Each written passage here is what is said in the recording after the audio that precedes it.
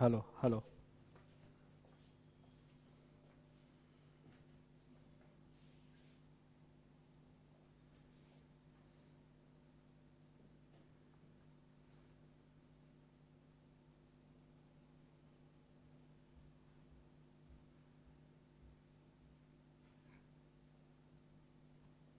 Hello hello hello hello.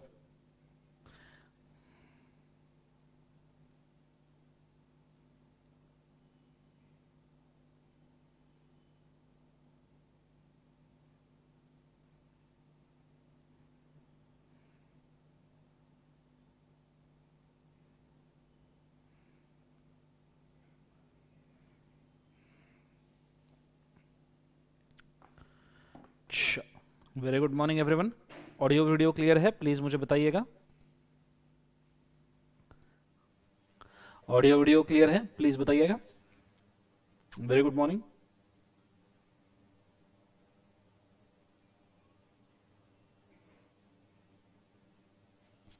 Okay. So good morning Anuja, Ravishankar, Jasmine, Varsha, Ritika, Radhika, Anshika, Ruchita, Radhika, Anshika. चलो बहुत बढ़िया, स्टार्ट करते हैं। देशु, बहुत बढ़िया। ठीक है, आज है हमारा 12th नंबर का लेक्चर। ठीक है, और सबसे पहले सभी लोगों को मकर संक्रांति की बहुत बहुत बधाइयाँ, बिहू की बहुत बहुत बधाइयाँ, लोहरी की बहुत बहुत बधाइयाँ। और एक और फेस्टिवल होता है ना आज, कौन सा? भूल गया मैं तीन तो फेस्टिवल मेरे को याद है, बिहू, मकर संक्रांति, लोहरी, और एक और होता है। मराठी में मकर संक्रांति के वक्त हम बोलते हैं तिलगुड़ घ्या गोड गोड बोला। तिलगुड़ क्या गुड़ गुड़ बोला मीन्स आप मीठा खाओ और हमारे साथ भी मीठी बात कीजिए। सो तिल और गुल के लड्डू बनते हैं, पोंगल है, राइट राइट, पोंगल। सो पोंगल की भी सबको बहुत बहुत बधाइयाँ। नया साल आपका बहुत ज़बरदस्त जाए। आपके मॉम डैड के लिए भी बधाइयाँ, उनका नया साल बहुत खुशनुमा जाए। उनका बच्चा जितनी भी एग्जाम दे नए साल में, वो सभी के रिजल्ट पॉजिटिव आए और आपके मॉम डैड बड़े पैमाने पे सब लोगों को पार्टी दे।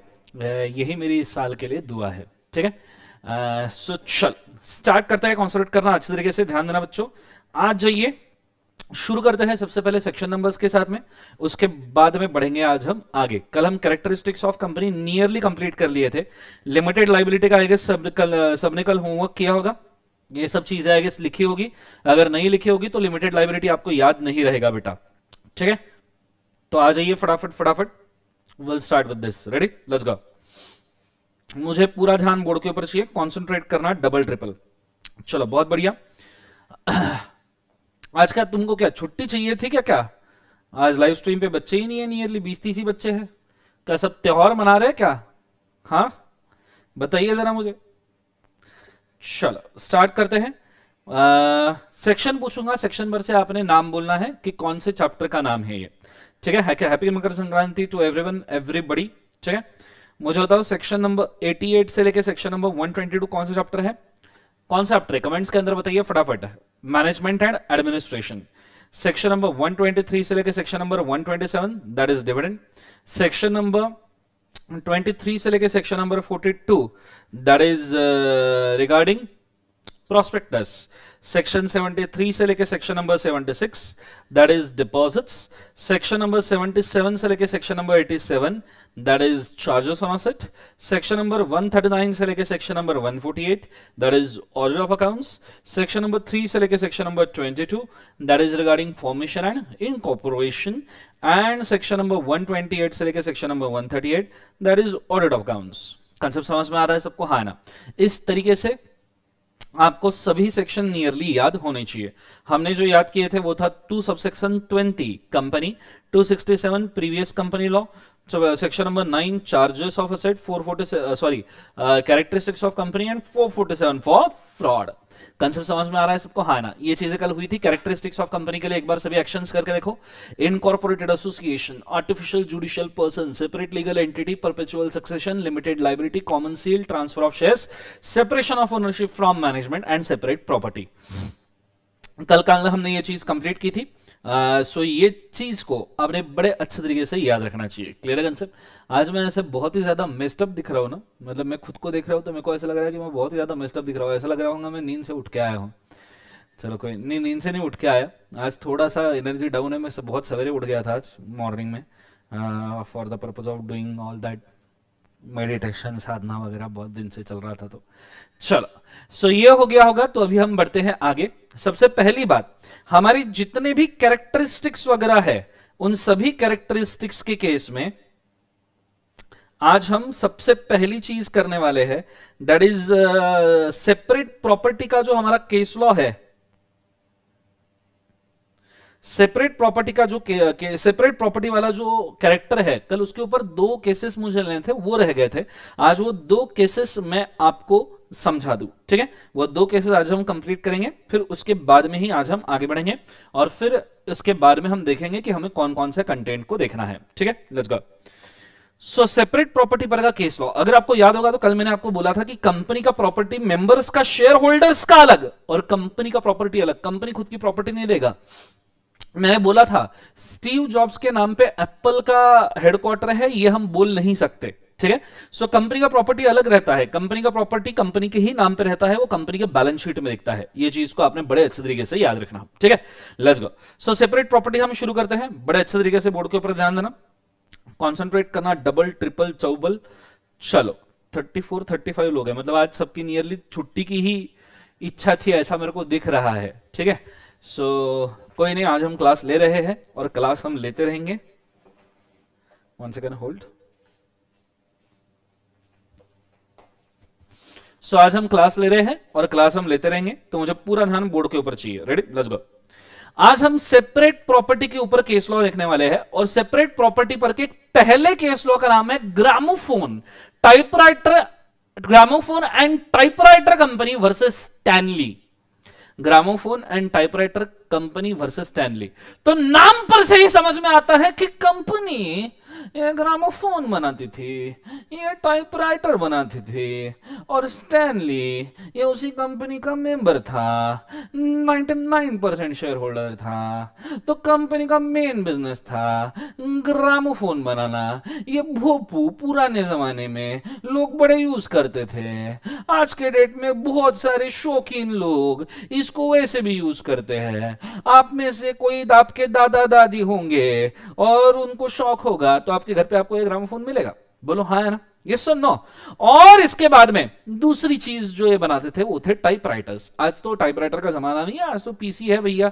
आज तो तुम तुम्हारे सेलफोन में भी टाइप कर सकते हो। आज तो मतलब कीबोर्ड भी ऐसे आने लग गए हैं कि घड़ी करके जेब में लेके घूमो तो भी कोई दिक्कत नहीं। रबर के कीबोर्ड आए आजकल, तो ऐसे कीबोर्ड आए हैं कि जो इंफ्रारेड कीबोर्ड्स होते हैं, जिसके अंदर वो पूरा दिखाते हैं ना कुछ, कि भाई टेबल के ऊपर वो लाइट मारेगा, उसको टाइप करो तो हो जाएगा। तो आजकल का ये जमाना नहीं है, पुराना केस लॉ था, तो इसलिए ग्रामोफोन और टाइपराइटर की बात चल रही है।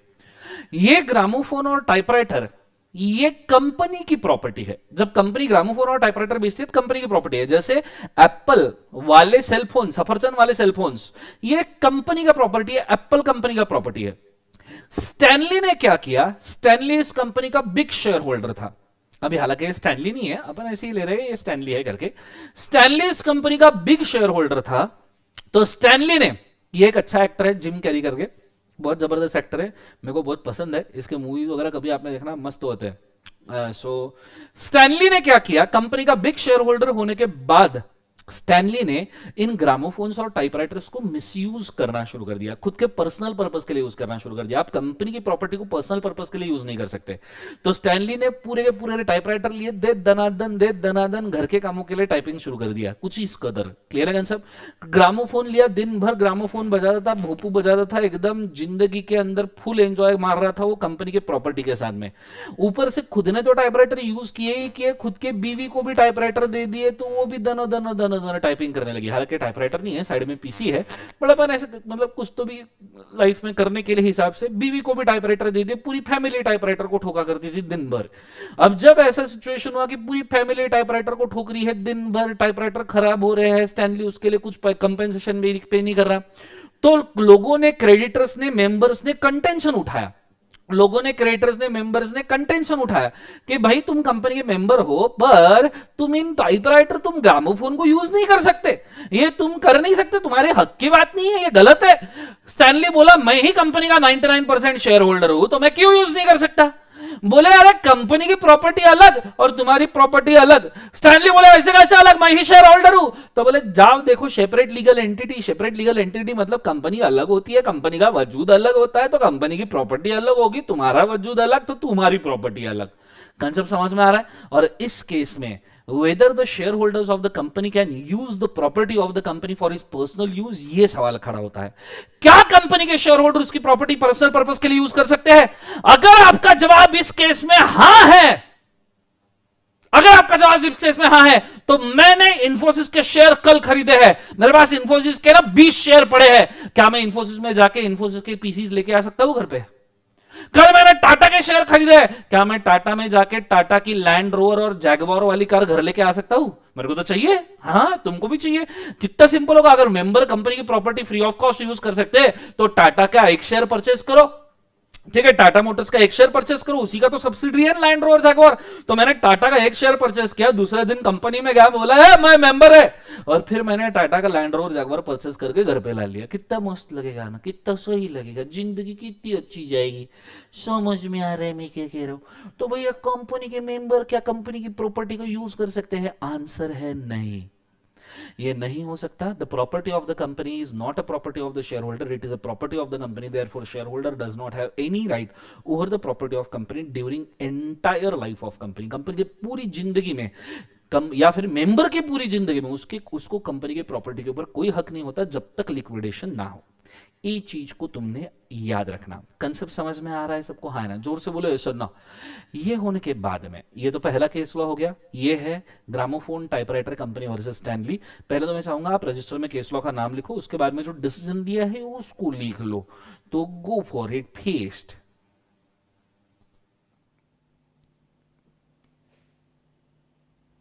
ये देखो करण, नालायक करण, लिम्बोर्गिनी के शेयर्स नहीं मिलते बेटा, और मिले तो भी कार नहीं मिलेगी। हेडफोन फाड़ के आवाज आ रही है बहुत बढ़िया। आज तो मकर संक्रांति है, आज तो मैं चिल्लाऊंगा, जोर जोर से चिल्लाऊंगा, पतंग भी उड़ाऊंगा।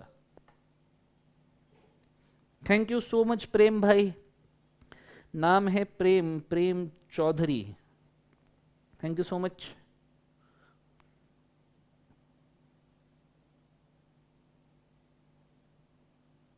अरे आवाज कम ज्यादा करते रहो, वो कैसे ऐसे एकदम ऐसे जोश जोश में ना ऐसे रुका नहीं जाता। जब पढ़ाने बैठ जाता हूं तो मैं अलग ही आदमी हो जाता हूं।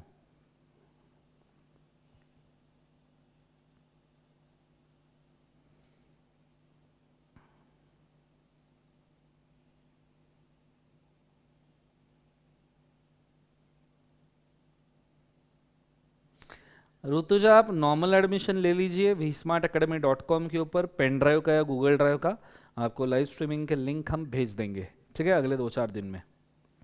क्या आपको कैसे इंस्टॉल करना है इसका भी एक वीडियो में आपको दे दूंगा।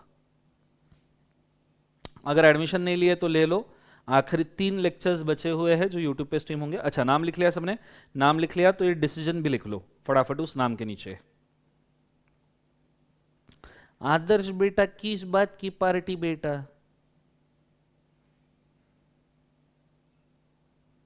ऐसा क्या बोलता हूं मैं? सभी तो अच्छी चीजें बोलता हूं लेक्चर के अंदर, फोकट मेरा नाम खराब कर रहे हो। हैप्पी मकर संक्रांति बेटा सबको, happy Pongal, happy Bihu, happy Lohri, happy Makar Sankranti. इतना वैसे ऐसा क्या बोलता हूँ यार, तुमको हेडफोन लगाने पड़ते हैं घर पे? मैं क्या कैरी मिनाटी हूँ क्या, गालियां देता हूँ लेक्चर बताते वक्त? हाँ थोड़ा तुम, मैं इधर उधर जोक मारता हूँ पर वो तुम सोचते हो इसलिए। मैं तो इतना शरीफ आदमी हूं, मैं तो कुछ बोलता भी नहीं हूं। Thank you so much PBT बेटा, हैप्पी मकर संक्रांति ताहा, हैप्पी मकर संक्रांति सिया से, हैप्पी मकर संक्रांति रोहित। चलो डिसीजन लिख लिया सबने? हो गया होगा तो कमेंट में बताइए मुझे फटाफट फटाफट। Go it fast.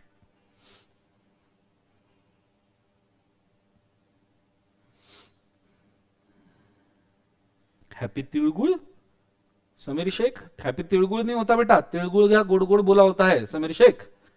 Happy Sankranti होती है। सब नालायक भरे पड़े आज त्योहार के दिन, सब नालायक गिरी कर रहे हो कमेंट सेक्शन में आके, नालायक लोग।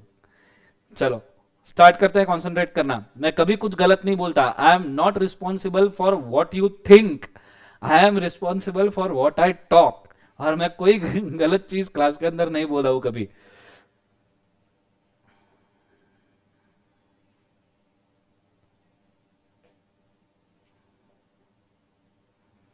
चलो स्टार्ट करते हैं कॉन्सेंट्रेट करना। ये हो गया आपका पहला case. Ready, let's go.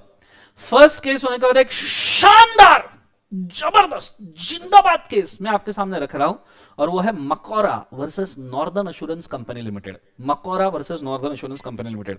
Headphone की आवाज कम ज्यादा करनी पड़ रही है तो बहुत अच्छी बात है, तुम जागते रहोगे जिंदगी के अंदर, ठीक है। हाँ, मतलब कान में दर्द होने के बाद ऑब्वियसली तुम आवाज कम ज्यादा कर रहे हो। मैं कुछ कह, वो पढ़ाने का जोश है, क्या करूं जिंदगी में, कोई चीज ऐसे घुस के करनी चाहिए। समझ में आ रहा है सबको, हाँ है ना। सो पूरा ऐसे न्यौछावर होके, तुम तन मन धन से। Ready, let's go. So Macaura versus Northern assurance company Limited, बहुत ही प्यारा केस ला, बोर्ड के ऊपर ध्यान देना। एक कंपनी था इंडियन टिम्बर मार्ट करके, Indiana timber mart. Let's take an example, exactly ये नाम था, ये जरूरी नहीं है पर मैं ले रहा हूं। एक टिम्बर कंपनी था। टिम्बर कंपनी मतलब लकड़ा बेचने वाला कंपनी था। तो लकड़ा बेचने वाला कंपनी होगा तो लकड़हारा भी होगा। तो उस कंपनी का लकड़हारा जो था वो था मकोरा, जो कंपनी का 99% शेयर होल्डर था, जो लकड़ियां काटता था, इसी तरीके से काटता था। क्लियर है। लोग दुनिया में किस किस तरीके से क्या क्या काटते हैं, ठीक है। ये तो इस तरीके से लकड़ियां काट रहा था, ठीक है। जिंदगी में तो कितना लोग सी काट देते हैं, बी काट देते हैं, ए काट देते हैं, क्या कटते रहता है जिंदगी में। कोई भी आता है, तुम प्यार में पड़ते हो, काट के चला जाता है, ठीक है। तो सिंपल सी बात है कि इंडियन टिम्बर कंपनी का 99% शेयर होल्डर कौन था बोले, एक बार उसे मकोरा। क्लियर है। अब मकोरा जब 99% शेयर होल्डर था तो डिसीजन मेकिंग भी मकोरा ही करता था। तो इंडियन टिम्बर कंपनी का एक स्टॉक मकोरा ने एक ओपन ग्राउंड के ऊपर रखा था। ओपन ग्राउंड पे स्टॉक रखा था मकोरा ने। अब ये स्टॉक बहुत बड़ा था, तो मकोरा ने सोचा कि यार इस स्टॉक का इंश्योरेंस लिया जाए। और मकोरा ने क्या किया, ये स्टॉक, मकोरा ने स्टॉक का इंश्योरेंस निकाला, पर इंश्योरेंस उसने निकाला खुद के नाम पे। देखो, स्टॉक था कंपनी के नाम पे, स्टॉक था कंपनी के नाम पे, इंश्योरेंस निकाला खुद के नाम पे। अरे भाई, स्टॉक कंपनी के नाम पे है तो इंश्योरेंस भी कंपनी के नाम पे निकलना चाहिए। नहीं, बोले इंश्योरेंस खुद के नाम पे, तो अगर कोई डैमेज हो जावे तो मकोरा को कंपेंसेशन मिले, इस हिसाब से उसने इंश्योरेंस निकाला। अब मकोरा ने जब टिम्बर स्टॉक का इंश्योरेंस खुद के नाम पे निकाला और बाद में टिम्बर में लग गई आग, मतलब सोया हुआ टिम्बर था वो खड़ा होकर जलने लगा। अरे सोया हुआ टिम्बर था, खड़ा होकर जलने लगा। आग लगी है तो भैया हो गई ना, ठीक है। सोया मतलब ये आग लग गई और टिम्बर पूरा जल के खाक हो गया। टिम्बर पूरा जल के खाक हो गया।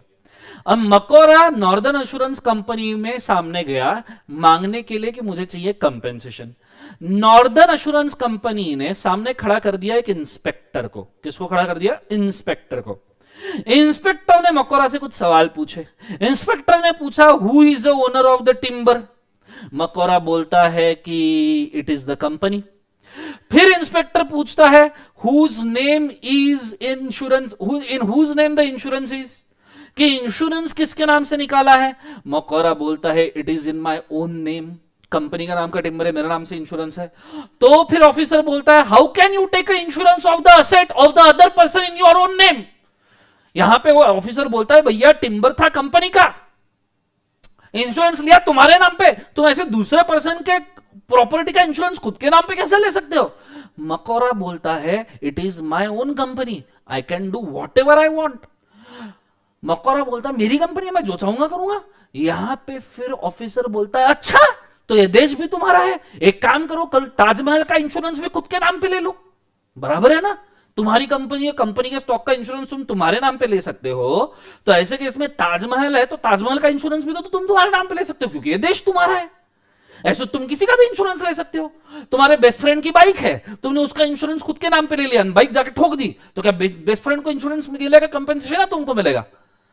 तो ऑब्वियस सी बात है भैया, ऐसे तुम्हारी ओनरशिप में प्रॉपर्टी है, तुमने इंश्योरेंस निकाला, बात अलग है। मकोरा परेशान हो गया, बोले हाँ बात तो सही कर रहा है। तो यहां पे ऑफिसर बोलता है, बेटा किसी भी एसेट का इंश्योरेंस निकालने के लिए ओनरशिप की जरूरत होती है और टिम्बर का ओनरशिप कंपनी के पास था, सो नो कंपेंसेशन। टिम्बर का ओनरशिप कंपनी के पास था, तुमने इंश्योरेंस तुम्हारे नाम पे निकाला, तुमको कोई कंपेंसेशन नहीं मिलेगा। और यहां मकौरा रोने लग जाता है। पर इसके बाद मकौरा एक और सवाल पूछता है, यहां दिया नहीं है वो सवाल, बट मैं बताना चाहूंगा। इस वक्त मकौरा एक और सवाल पूछता है। मकौरा पूछता है कि अगर ये इंश्योरेंस वैलिड नहीं है तो तुमने प्रीमियम लिया ही कैसे, इंश्योरेंस एक्सेप्ट ही कैसे किया। आप बच्चों के भी दिमाग में सवाल आया होगा कि भैया अगर ये इंश्योरेंस वैलिड नहीं, कंपनसेशन देना नहीं है और पता है मकौरा के नाम पे इंश्योरेंस नहीं हो सकता, तो कंपनी ने इंश्योरेंस दिया क्यों। कंपनी ने फिर इंश्योरेंस देके भी गलत कर दिया ना, कंपनी ने ओनरशिप टेस्ट करना चाहिए था, तो कंपनी तो प्रीमियम ले लिया भैया। तो अगर कभी ऐसा होता है कि दूसरे पर्सन के प्रॉपर्टी का इंश्योरेंस किसी दूसरे पर्सन के प्रॉपर्टी में निकलता है, जैसे मकौरा बोलता है फिर तुमने इंश्योरेंस निकाल के ही गलत कर दिया, तो ऐसे सिचुएशन में कंपनी बोलेगी ठीक है हमने गलती किया, तो कंपनी प्रीमियम रिफंड करेगी। कंपनी इंश्योरेंस प्रीमियम रिफंड करेगी, उसके ऊपर हो सकता है इंटरेस्ट देगी, पर कंपनी कंपनसेशन नहीं देगी। कंपनी बोलेगी इंश्योरेंस तो इनवैलिड ही है, चलो कोई दिक्कत नहीं, एक काम करो प्रीमियम ले लो, उसके ऊपर इंटरेस्ट ले लो, पर इंश्योरेंस का कोई कंपनसेशन नहीं मिलेगा। मतलब कंपनी की जो गलती है इंश्योरेंस निकालने की, उसके लिए कंपनी कंपनसेट कर रही है प्रीमियम से, उससे कंपनसेट कर रही है इंटरेस्ट से, कि भैया इतना प्रीमियम वापस, इस हिसाब से इंटरेस्ट वापस, कुछ डैमेजेस होंगे वो भी वापस, पर इंश्योरेंस कंपनसेशन मकोरा को नहीं दिया जाएगा। ये मकोरा versus northern assurance company limited वाला सिचुएशन था। क्लियर है। तो मैं चाहूंगा नीचे एक बार केस का नाम लिख के रखिए, गो फॉर इट फास्ट।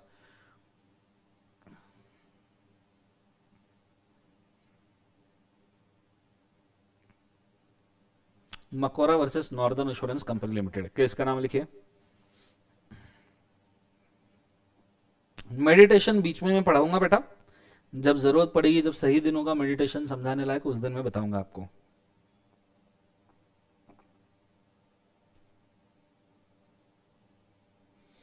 कहा मैंने कुछ बोला, मेरी डबल मीनिंग वाली चीजें ही कहां बोली जिंदगी में। जबरदस्ती मेरा नाम खराब कर रहे हो, मैं कभी ऐसी चीजें बोलता ही नहीं। तुम क्या सोचते हो जिंदगी में उसके ऊपर डिपेंड है। मैं तो सीधी सीधी चीज बोल रहा था, सभी सीधी सीधी चीजें, ऐसा ऐसा ऐसा है करके। कैसे लोग हैं, छी छी छी छी छी, हे भगवान, शिव शिव शिव, कैसे।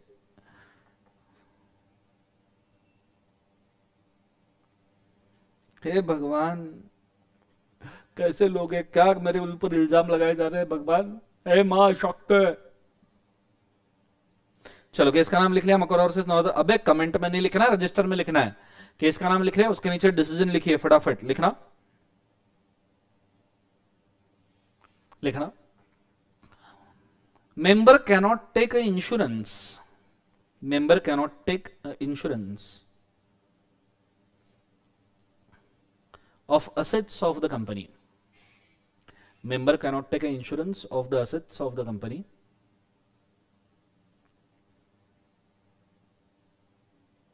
Member cannot take insurance of the assets of the company.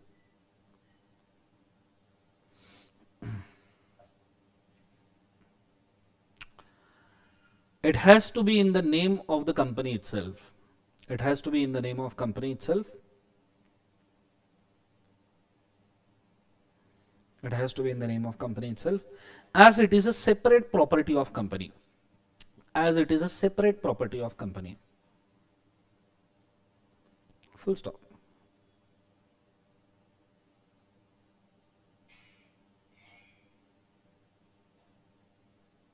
Full stop. Next point. In this case, company wrongly issued the insurance. Company wrongly issued the insurance.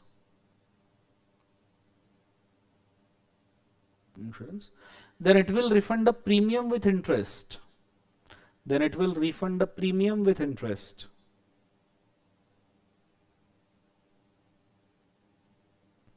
But it will not give insurance compensation. But it will not give insurance compensation. Full stop. चलो ये दो cases हो गए। अब आपको एक काम करना है, हमने केस लॉ वाला टेबल बनाया है बुक के एंड में, उसके अंदर हमने सिर्फ सोलोमन वर्सेस सोलोमन वाला ही केस लिखा है। अब हमको वहां पे और भी केसेस कोट करने हैं जो हमने बाद में देखे, ठीक है।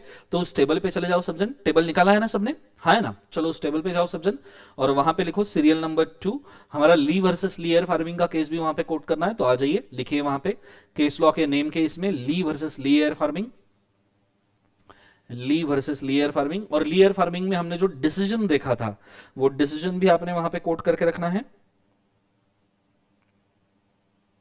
वो डिसीजन भी आपने वहां पे कोट करके रखना है। हमने डिसीजन लिखा था ना लीयर फार्मिंग का, वो भी वहां पे लिख लो। या लीयर फार्मिंग जिसने नहीं लिखा है, आई गेस बहुत सारे बच्चों ने लिखा होगा, जिसने नहीं लिखा है वो कंप्लीट कर लो फटाफट, गो फॉर इट फास्ट। हाँ बेटा, CMA students can also watch this lecture.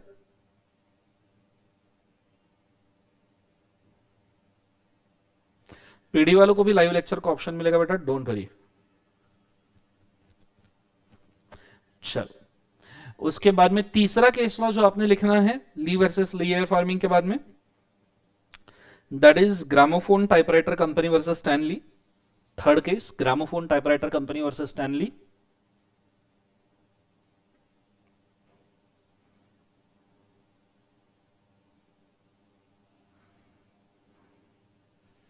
ये केस लिख के मैंने जो आपको डिसीजन लिख के दिया इसका, वो भी आपने लिखना है, दिस वन जो मैंने आपको डिसीजन लिख के दिया था ना, ये वाला डिसीजन भी आपने लिखना है यहां पे।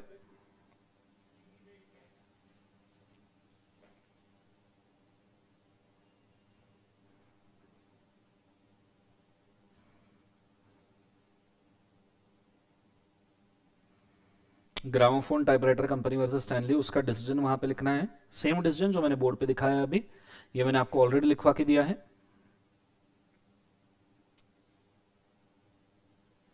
और कंसेप्ट जो है डिसीजन लिखने के बाद में, कंसेप्ट में कंसेप्ट लिखना है सेपरेट प्रॉपर्टी।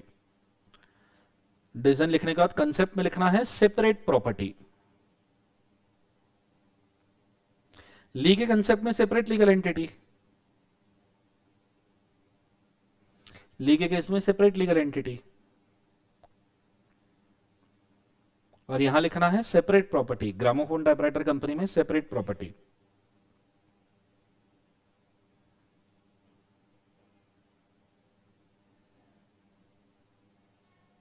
स्टोरी बेटा अभी नहीं सुना पाऊंगा, स्टोरी इतने जल्दी, स्टोरी एंड में, ठीक है, अभी नहीं, अभी पहले पढ़ाई।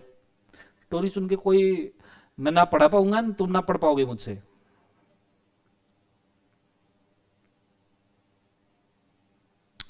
चलो gramophone typewriter company versus Stanley, decision वगैरह सब लिख लिया सबने।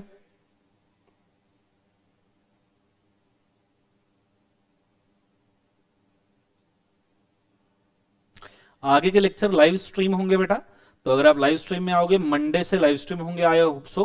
और अगर आप मंडे से लाइव स्ट्रीम में आते हो तो लाइव स्ट्रीम में ही लेक्चर्स हम लेना कंटिन्यू करेंगे, और उसका गूगल ड्राइव और वही लेक्चर्स गूगल ड्राइव और पीडी में भी मिलेंगे सबको, ठीक है।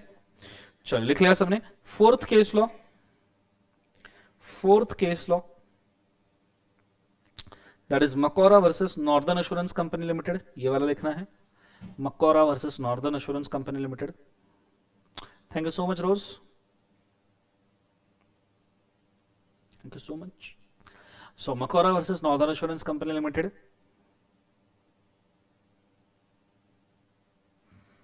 और इसमें मैंने आपको एक डिसीजन लिखवा के दिया था, अब भी लिखवाया मकोरा का, वो सेम डिसीजन वहां पे कॉपी पेस्ट कर लो।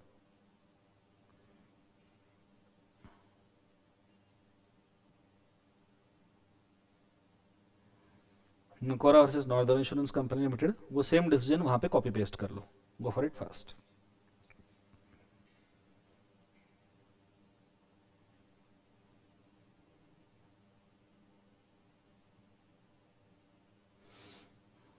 सोम डिसीजन कॉपी पेस्ट कर लो, और कंसेप्ट में लिखना, कंसेप्ट में लिखना सेपरेट प्रॉपर्टी, और कंसेप्ट में लिखना सेपरेट प्रॉपर्टी।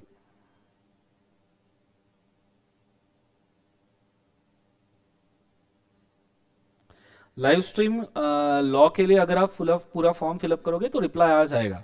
अभी तक मैंने लॉ के लाइव स्ट्रीम के ऊपर टेक्निकल डिस्कशन किया नहीं है, जो आज होगा मंडे से लाइव स्ट्रीम हमको करना है, तो उसके लिए आपको डिटेल्स मेल पे आ जाएंगे।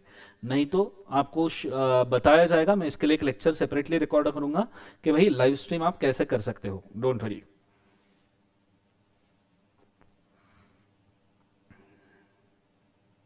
ठीक है, टेंशन ना लो, मैं हूं, लाइव स्ट्रीम करवा के रहूंगा, ठीक है, डोंट वरी। चलो ये हो गया बच्चों सबका, एवरी बॉडी बॉडी सबका हो गया लाइव स्ट्रीम बोल, सबका हो गया लिखना। चल बहुत बढ़िया। तो यहां पे एक और केस तो आपका खत्म होता है, Macaura versus Northern Assurance Company limited. ठीक है, अब जरा सा मैं आपको कुछ चीज बोलना चाहूंगा, और अब जिस कंसेप्ट के ऊपर मैं जा रहा हूं वो बहुत ही खतरनाक है। सो पूरा ध्यान मुझे बोर्ड के ऊपर देना, कॉन्सेंट्रेट करना अच्छे तरीके से, तो आपको समझ में आ गया काफी अच्छे से। Ready, let's go. आज ये बोर्ड के ऊपर कॉन्सेंट्रेट करना डबल ट्रिपल, तो समझ में आएगा। Ready, let's go. अभी जो मैं ले रहा हूं वो है concept of LCV, lifting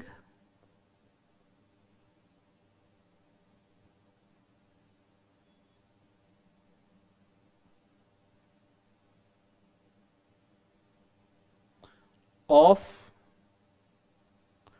corporate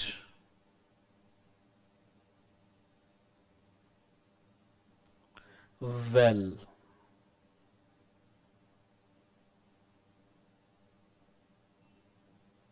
lifting of corporate well, आपने सीए फाउंडेशन में हो सकता है इस कंसेप्ट के बारे में कुछ सुना होगा, हो सकता है आपने इस कंसेप्ट को थोड़ा सा पढ़ा भी होगा, पर अब मैं इस कंसेप्ट को थोड़ा समझाता हूं। ठीक है, बोर्ड के ऊपर बड़े अच्छे तरीके से ध्यान देना, मैं कहना क्या चाहता हूं। अभी मैंने आपको बताया था, बड़े अच्छे से बोर्ड के ऊपर ध्यान देना तो समझ में आएगा। अभी मैंने आपको क्या बताया कंपनी के मामले में, कि भैया company is a separate person, company is a separate legal entity, company का है सेपरेट प्रॉपर्टी, कंपनी का है सेपरेट आइडेंटिटी, कंपनी है सेपरेट, कंपनी का अपना वजूद है, कंपनी का अपना अस्तित्व है। तो मैं कंपनी को सेपरेट किया जा रहा हूं कंपनी के मेंबर्स से, कंपनी के बोर्ड ऑफ डायरेक्टर्स से, मैं कंपनी को सेपरेट किया जा रहा हूं। क्लियर है सब सबको? हाँ है ना? मतलब मैंने कंपनी के सेपरेट आइडेंटिटी कंसेप्ट को इतना बढ़ाया है, इतना बढ़ाया है, मैं उसको पूरा ऊपर लेके गया हूं कि भैया कंपनी सेपरेट, कंपनी अलग, कंपनी की प्रॉपर्टी अलग, कंपनी के पेपर अलग, कंपनी का वजूद अलग, कंपनी एज ए पर्सन अलग। तो मैंने इस कंसेप्ट को बिल्ट अप किया है कि भैया कंपनी अलग, कंपनी का वजूद अलग, कंपनी की प्रॉपर्टी अलग, कंपनी सेपरेट, कंपनी के सभी चीजें सेपरेट, ये मैंने इसको बिल्ट अप किया है। अब मैं खुद ही इस कंसेप्ट को तोड़ूंगा, अभी मैं इस कंसेप्ट को तोड़ूंगा। यहां मैं आपको पढ़ाऊंगा लिफ्टिंग कॉर्पोरेट वेल, मैं यहां आपको बताऊंगा कि कंपनी सेपरेट नहीं है, कंपनी का कोई वजूद नहीं है, कंपनी का कोई अस्तित्व नहीं है, कंपनी का खुद का कोई सिचुएशन नहीं है। और ये कब होगा? देखो, कंपनी सेपरेट, समझो मैं क्या कह रहा हूं। कंपनी हम सेपरेट मानेंगे जब लीगल कॉन्ट्रैक्ट होते हैं, जब कोई लीगल कॉन्ट्रैक्ट होता है, जब कोई सही कॉन्ट्रैक्ट होता है, जब कंपनी के फायदे का कॉन्ट्रैक्ट होता है, तो हम कंपनी को सेपरेट मानते हैं।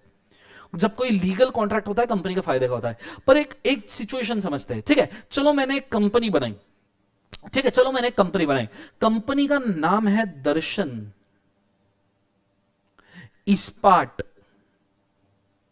लिमिटेड, कंपनी का नाम है दर्शन इस्पात लिमिटेड, 2000 करोड़ का टर्नओवर है, 2000 करोड़ का टर्नओवर, 200 करोड़ का net profit, net profit 200 crore का, 1 करोड़ का मैं आपको डिविडेंड देता हूं, 1 करोड़ का डिविडेंड, आप ही मेरे कंपनी के मेंबर हो, 1 करोड़ का मैं आपको डिविडेंड देता हूं। और फॉर्चून 500 में कंपनी का 185th रैंक है, फॉर्चून 500 दुनिया की टॉप 500 कंपनी में कंपनी का 185th रैंक। सुदर्शन इस्पात लिमिटेड, इसको हम प्यार से बोल सकते हैं दिल।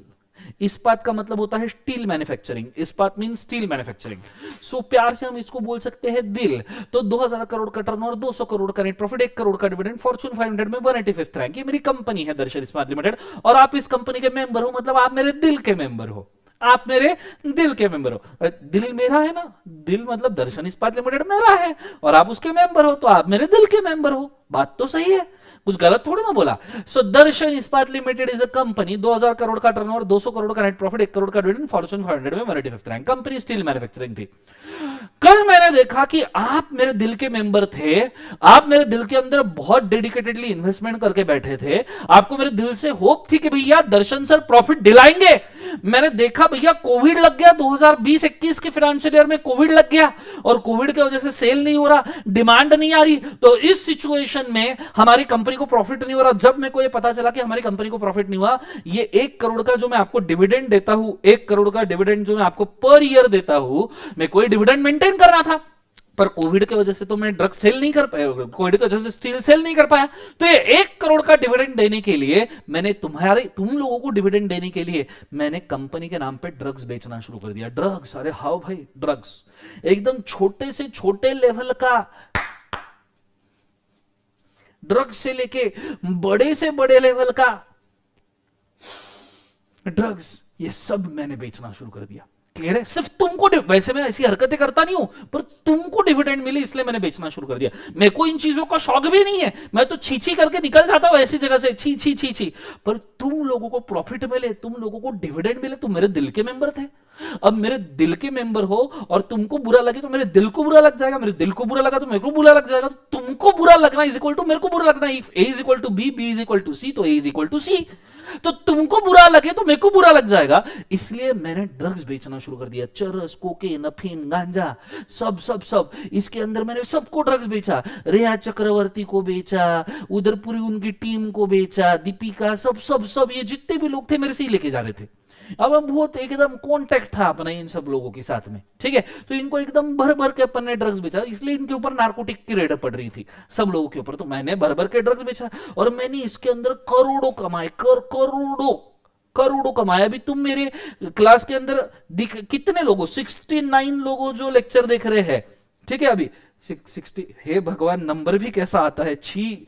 अपन इसको थोड़ा 70 कर देते हैं, ठीक है। ऐसे अजीब अजीब मत सोचो, तुम बहुत बेकार लोगो, मेरे को मालूम है। इमीडिएटली कमेंट्स के अंदर आ जाओगे तुम फालतूगिरी करने के लिए। बिल्कुल कोई कमेंट नहीं करेगा, नालायक, चुप, ठीक है। तो तुम 70 लोगो, तुम इसको देखने आए कि सर ने प्रॉफिट कमाया नहीं कमाया। तो मैंने भैया ड्रग्स बेच बेच के 70 करोड़ का प्रॉफिट कमाया, नेट प्रॉफिट कमाया, और मैंने वो सब तुम लोगों में बांट दिया। मेरे को तो कुछ चाहिए नहीं था, मेरे को तो कुछ चाहिए ही नहीं था, तो मैंने सब सब सब सब प्रॉफिट तुमको दे दिया 70 करोड़ का। और कैसे प्रॉफिट कमाया? तो भैया मैंने ड्रग्स बेच के प्रॉफिट कमाया। चरस, कोकेन, अफीम, गांजा, एलएसडी, एमबी, जितने भी नाम तुमको मालूम होंगे, marijuana, सब सब सब हैश वैश सब सब बेच के मैंने प्रॉफिट कमाया, 70 करोड़ तुमको बांट दिए। जैसे ही ये हुआ, ईडी वाले घर पे आए, ईडी वाले, नार्कोटिक्स डिपार्टमेंट वाले।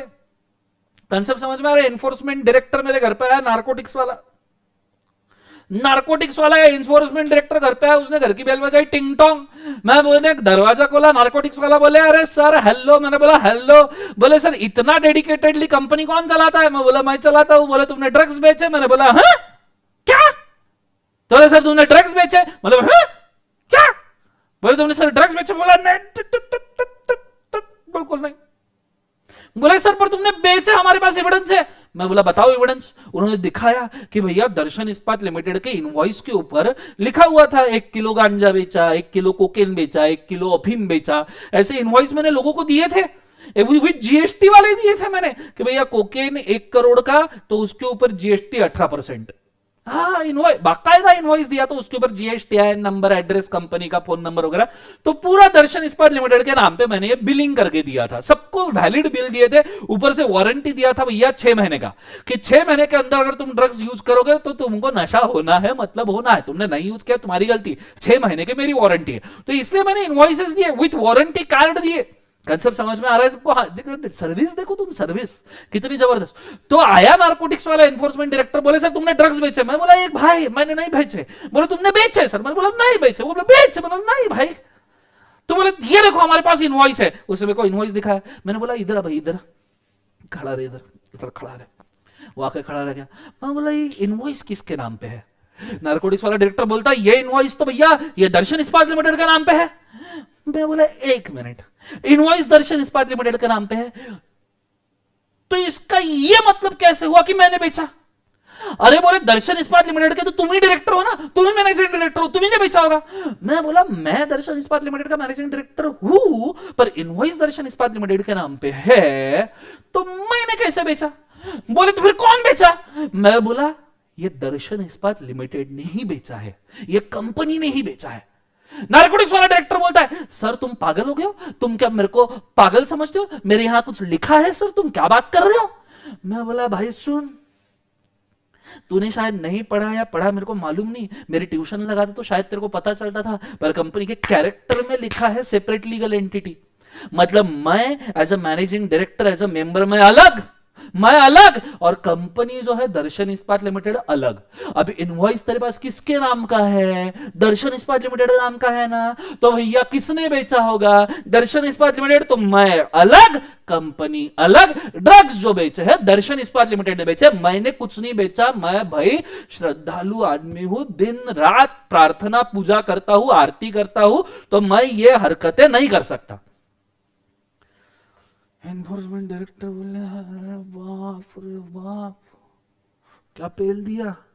मैं बोला भाई मैं पेला नहीं, ये कैरेक्टरिस्टिक्स ऑफ कंपनी में लिखा है। अच्छा मैंने नहीं बोला, मार्शल बाबा, जेम्स बाबा, लिंडले बाबा ने बोला, हर एक बुक में दिया है, सी एंटर की बुक जाके खोल के देख लो जिंदगी के अंदर।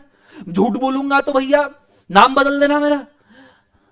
एनफोर्समेंट डायरेक्टर परेशान हो गया, बोले यार बात तो सही कर रहा है भैया, डायरेक्टर अलग, मेंबर अलग, कंपनी अलग, और इनवॉइस तो कंपनी के नाम पे।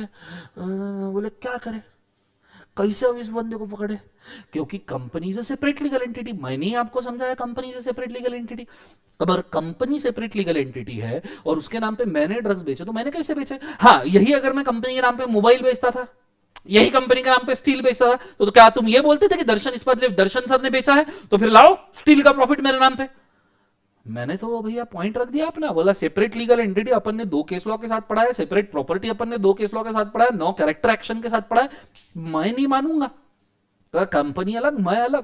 कल जाके, चलो ये तो ड्रग्स हुआ, कल जाके मैंने किसी का मर्डर कर दिया, मर्डर 1, मर्डर 2, मर्डर 3, और जिससे सुपारी ली थी, मैं सुपारी मैन था, सुपारी मैन, एक सुपरमैन होता है, मैं सुपारी मैन, तो मैंने सुपारी ली दर्शन इस्पात लिमिटेड के नाम पे, ठीक है, बाकायदा उसको जीएसटी इनवॉइस दिया विथ बाकायदा a understanding that ₹2 lakh for the murder of mister X, ठीक है, या मिस एक्स। एक्स का मर्डर होना ही चाहिए जिंदगी में, एक्स का तो मर्डर ही होना चाहिए, ठीक है। सो मिस्टर एक्स या मिस एक्स के नाम पे मैंने सुपारी ली। इंस्ट्रूमेंट रिक्वायर्ड फॉर द सुपारी, एक चाकू, एक दांडू का, एक ये बेहोशी की दवाई, और उससे भी काम नहीं बना तो एक गन, बाकायदा उसके ऊपर कैलकुलेट करके जीएसटी वारंटी गारंटी दे दी, भैया 5 दिन के अंदर काम हो जाएगा, इनवॉइस दिया। तो मैंने सुपारी लिया, मैं सुपारी मैन, तो मैंने सुपारी लिया, आदमी को ठोक दिया, ठीक है, नाम दर्शन इस्पात लिमिटेड का ऊपर लगा दिया, प्रॉफिट चाहिए था। उधर से पुलिस वाले आए, पुलिस वाले बोले सर तुमने मर्डर किया है, मर्डर 1, मर्डर 2, मर्डर 3। मैं बोला ए भाई सुन, वो इनवॉइस पे नाम किसका है? दर्शन इस्पात। बोला कैरेक्टरिस्टिक्स ऑफ कंपनी का है, सेपरेट लीगल एंटिटी। बोला भाई कंपनी अलग, मैं अलग, मैंने कोई गलत काम नहीं किया, जो काम किया कंपनी ने किया। तो कंपनी को उठाओ, जेल में डालो, कंपनी से पेनल्टी लो, कंपनी को खत्म करके रखो। तुम कंपनी को उठा के जिंदगी भर जेल में रखो, तुम कंपनी को कह दे बामुशक, तुम कंपनी को फांसी लगा दो ना, मेरे को क्या लेना देना, मैंने कुछ नहीं किया। क्या मैं ऐसा बोल सकता हूं? क्या मैं ऐसा बोल सकता हूं? क्या मैं ऐसा बोल सकता हूं? और अगर मैं ऐसा बोल सकता हूं तो इस दुनिया में ऐसे कई लोग हैं, इस दुनिया में ऐसे कई लोग हैं। मैं आपको कुछ इंडिया के बड़े बड़े ऐसे ही फ्रॉड दिखाना चाहूंगा आज। मैं इंडिया के कुछ बड़े बड़े ऐसे ही फ्रॉड आज आपको दिखाना चाहूंगा for the purpose of understanding कि भैया क्या मैं कहना चाहता हूं, क्या इस चीज का मकसद है, क्यों ये चीजें मैं आपको दिखाना चाहता हूं। जरा इसको देखना, आवाज थोड़ा सा पहले ही कम कर लो, आवाज कम कर लो, वीडियो प्ले होने वाला है, मैं तो बाद में चिल्लाओगी तुम कि sir no no no no no no no no, ठीक है, शुरू कर रहा हूं मैं। Today is April Fool's Day, and what better day to look at how big businessmen have been fooling investors, lenders, and the Indian public at large. Soon after the launch in 2005, liquor baron Vijay Mallya, who owned Kingfisher Airlines, got into trouble with funds and had to take loan to sustain the business. Eventually, the airline was grounded in 2012. Debt-ridden carrier Kingfisher Airlines has not returned some rupees 9,100 crore to a consortium of banks led by the State Bank of India. This is one of India's biggest corporate frauds. In 2009, CBI charged B. Ramalinga Raju, founder of Satyam Computers, and 9 other suspects with collaborating to inflate revenue, fabricate invoices, falsify accounts, income tax returns, and forging fixed deposit receipts to paint a rosy picture of the company's financials to deceive the public. CBI investigations accounted the fraud to the tune of rupees 14,000 crore. The Securities and Exchange Boards of India, SEBI, has been locked in a legal tussle with Subrata Roy-owned conglomerate Sahara Group over repayment of investor money. SEBI is seeking payment of rupees 47,000 crore. Through what they call chit fund, Sharda Group collected around rupees 200 to 300 billion from investors with promise of high returns for their investments. The company collapsed in April 2013 and the amount investors lost is estimated to be between rupees 2,060 to 2,400 crores. The original scamster Harshad Mehta exploited many loopholes in the financial system. ये ना होगा, रुको रुको रुको। हर्षद मेहता जी आए, अरे ऐसे थोड़ी ना दिखाएंगे अपन हर्षद मेहता जी को। ये सब गए तेल लेने, अपन हर्षद मेहता जी बोर्ड पे आए, अपन हर्षद में रिस्पेक्ट होना चाहिए। हर्षद मेहता मतलब भाई क्या बोलूं मैं तुमको, वापस एक बार Today is April Fool, exploited many loopholes in the financial system. Laws बोलो। आदरणीय परम पूज्यनीय स्वर्गवासी घोटाला केसरी श्री श्री श्री 1008 हर्षद मेहता जी, सब जन बोलेंगे प्रणाम करो इनको। ये इंडियन फ्रॉड के जनक है। हालांकि इन्होंने फ्रॉड भी किया क्या ये प्रूव नहीं हुआ।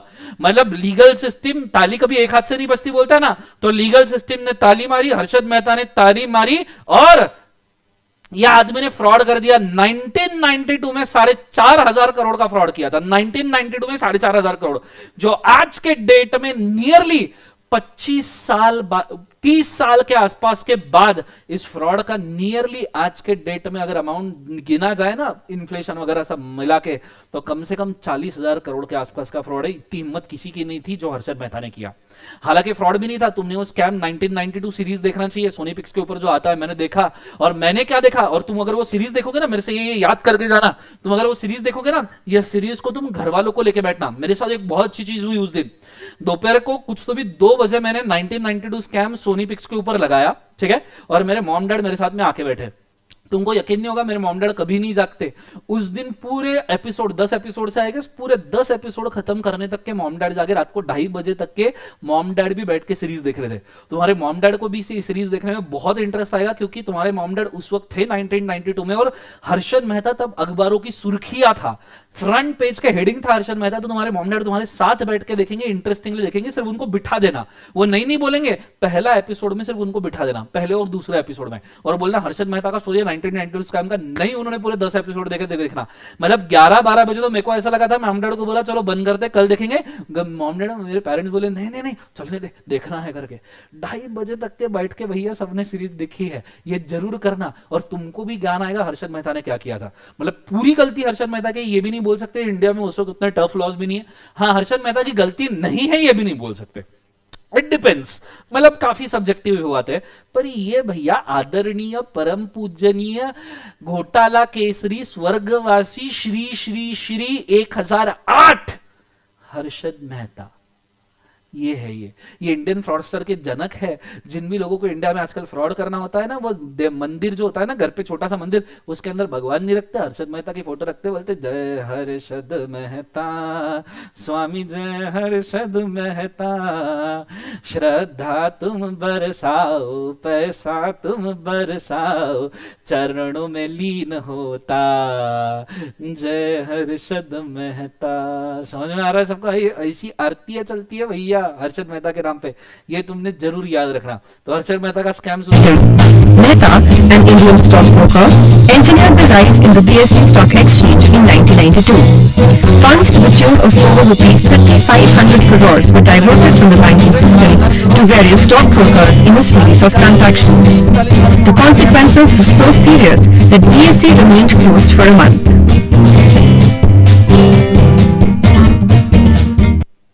कैसा लगा वीडियो मेरे को जरूर बताना। क्रेडिट जिनका वीडियो उनको क्रेडिट देना जरूरी है, तो अपन क्रेडिट नहीं मिटा सकते भैया, जिसने मेहनत की उसको मिलना चाहिए। अब मैंने आपको ये क्यों बताया, पूरा वीडियो मैंने आपको क्यों दिखाया, ठीक है, क्यों दिखाया मैंने, ये सब लोगों ने फ्रॉड किया और कल जाके जब पुलिस इनको पकड़ने आई और उन्होंने बोला हमने कहा, समझो विजय माल्या ने बोला मैंने कहा फ्रॉड किया, किंगफिशर ने किया, मेरे को छोड़ दो, तो क्या छोड़ेंगे? नहीं। सुब्रत राय सहारा वाला बोलेगा मैंने कहा फ्रॉड किया, सहारा ने किया, मेरे को छोड़ दो, तो क्या छोड़ेंगे? नहीं। शारदा चिटफंड वाले ने बोला मैंने कहा फ्रॉड किया, कंपनी को पकड़ो, तो क्या छोड़ेंगे? नहीं। तो कहना क्या चाहते हो सर? कहना यह चाहता हूं कि जब तक कंपनी में लीगल चीजें चल रही है, जब तक कंपनी में लीगल चीजें चल रही है, तब तक कंपनी सेपरेट लीगल एंटिटी है। जब तक कंपनी में लीगल चीजें चल रही है तब तक कंपनी सेपरेट लीगल एंटिटी है।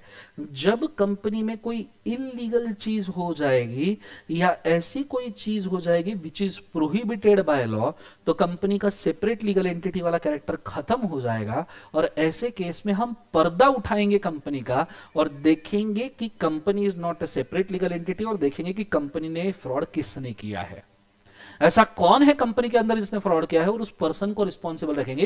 क्योंकि ये गवर्नमेंट बोलता है कि ऐसा अगर हमने अलाउ किया तो हर बंदा फ्रॉड करके कंपनी के नाम पे निकल जाएगा, जो सही नहीं है।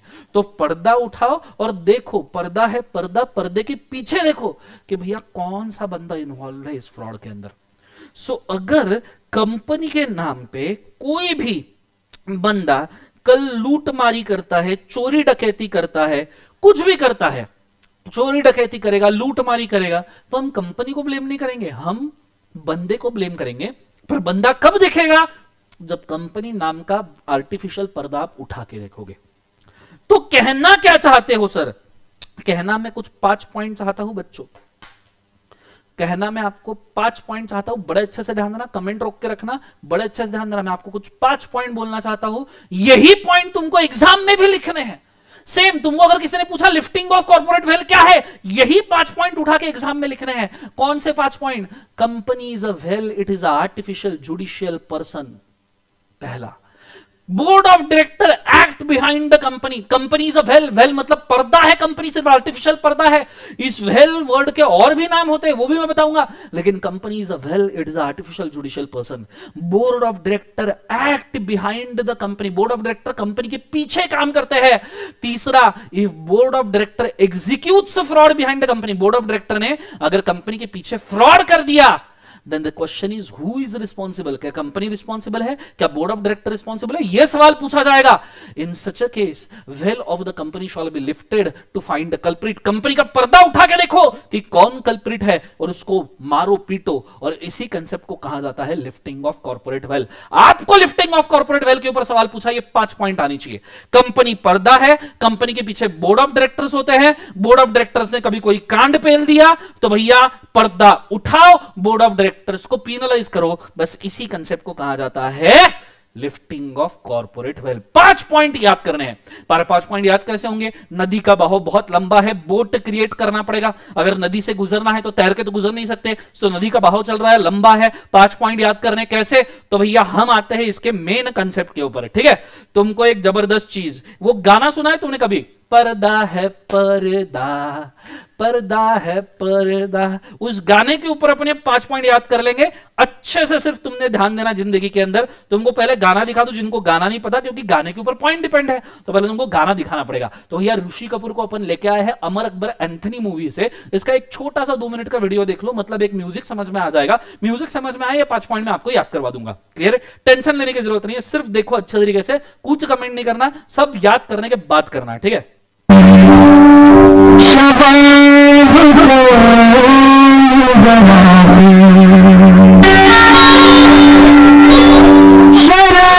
एक ही लाइन बोली, शबाब पे मेरे आंसू, हीरोइन लगे हाँ हाँ हाँ वाह क्या बोल रहा है, ठीक है आगे।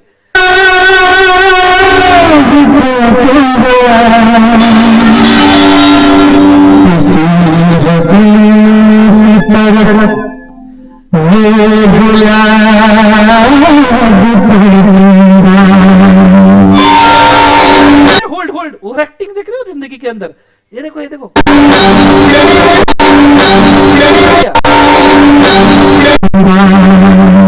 ये देखो ओवर एक्टिंग, हाँ गुलाब फेंक के मार रहा हो, कितना ओवर एक्टिंग है जिंदगी में, याद रखना है इसको।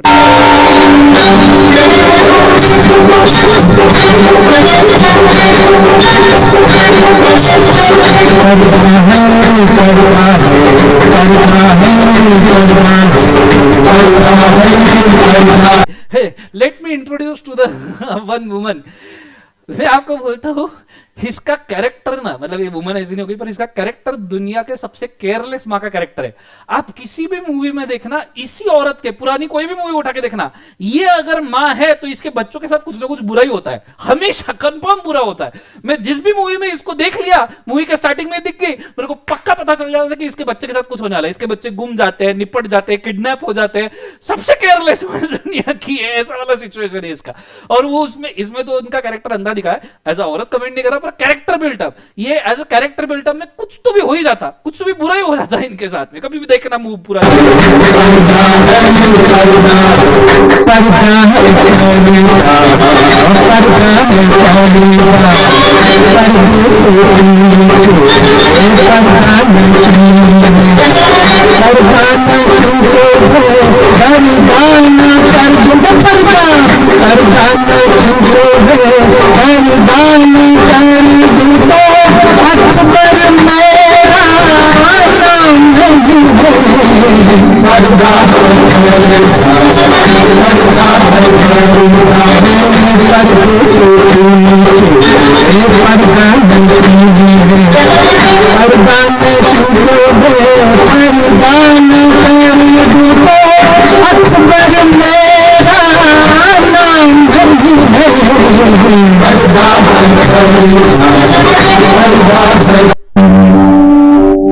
समझ में आया?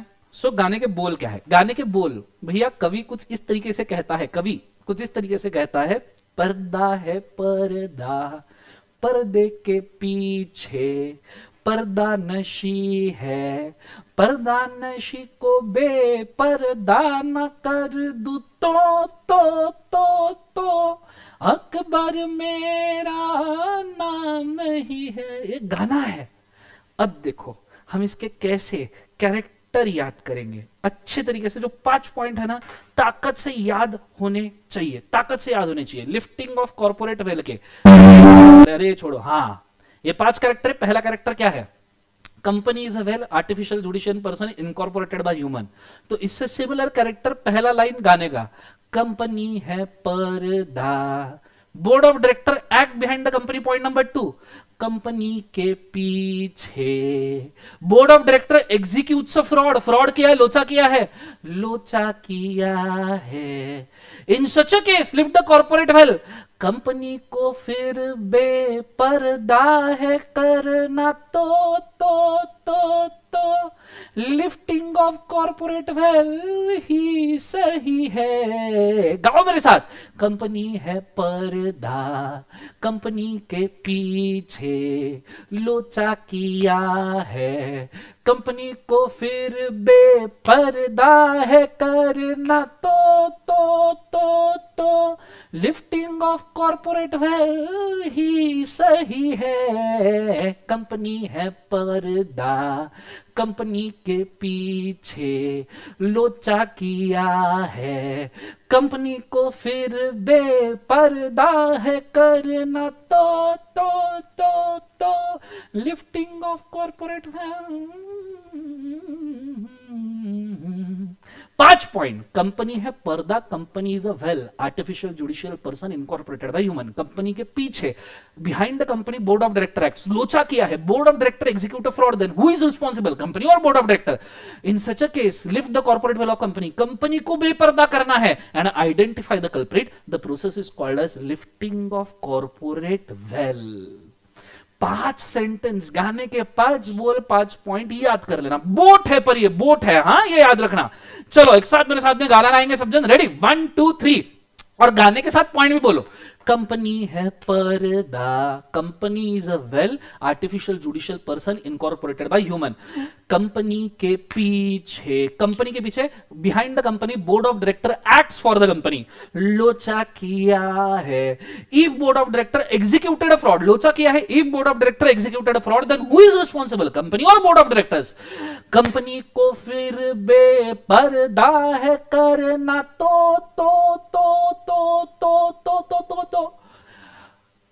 in such a situation, corporate wealth shall be lifted and identified who is the culprit. Lifting of corporate wealth ही सही है.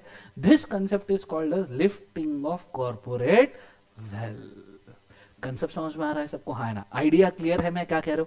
कमेंट में बताना मुझे कैसा लगा, और सभी 5 पॉइंट याद हुए क्या? गाना याद नहीं हुआ मेरे को कोई फर्क नहीं पड़ता, 5 पॉइंट याद हुए क्या ये आपने बताना है। गाना बोट है, अभी याद करने के लिए यूज करना है, बाद में उठा के रख देना है नदी पार होने के बाद में।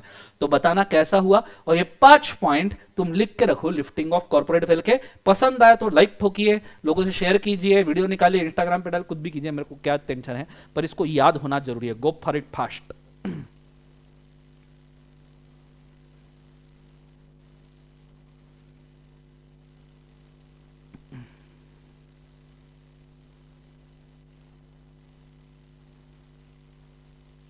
चलो thank you so much guys, जबरदस्त।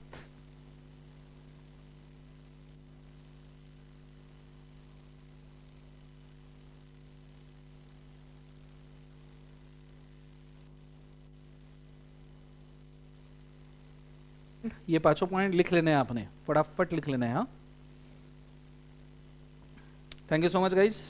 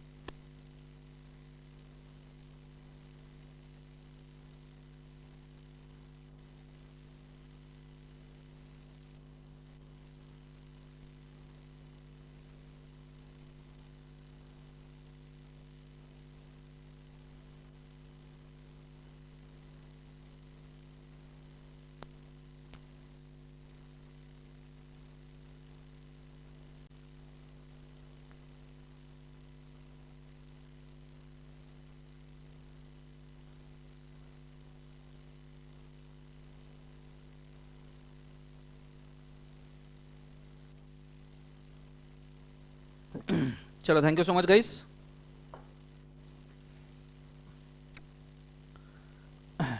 नालायक, पीबीबीटी, पीबी बिट्स, कोई जिंदगी पे छापा मत मारो।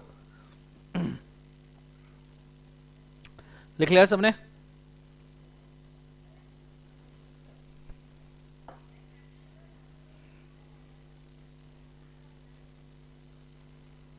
कल्प्रिट मीन्स जिस लोग आदमी की गलती है, जिसने फ्रॉड किया है, उसे हम कल्प्रिट कहते हैं। कल्प्रिट माइंड, जिसने गलती की है वो। चलो लिख लिया सबने? Done everybody?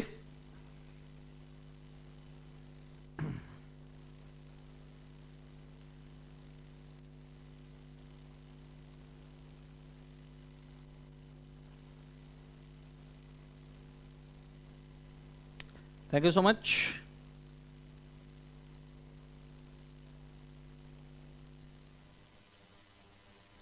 हो गया? नहीं लिखना हो गया तो प्लीज बताइए मुझे कमेंट्स के अंदर, नहीं तो मैं आगे बढ़ जाऊंगा। या स्क्रीनशॉट लेके रखिए,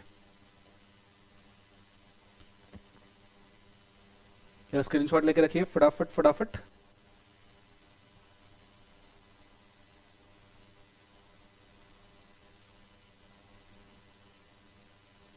हो गयो कहीं?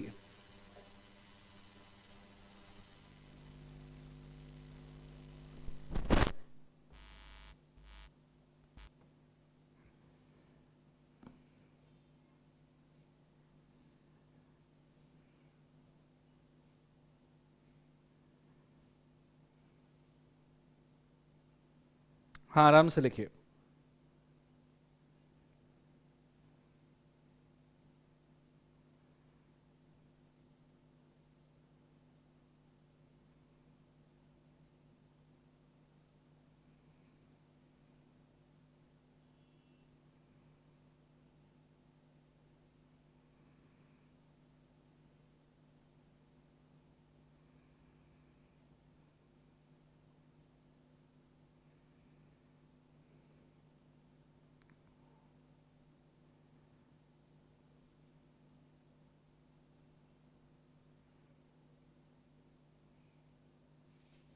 डन है एवरीबॉडी?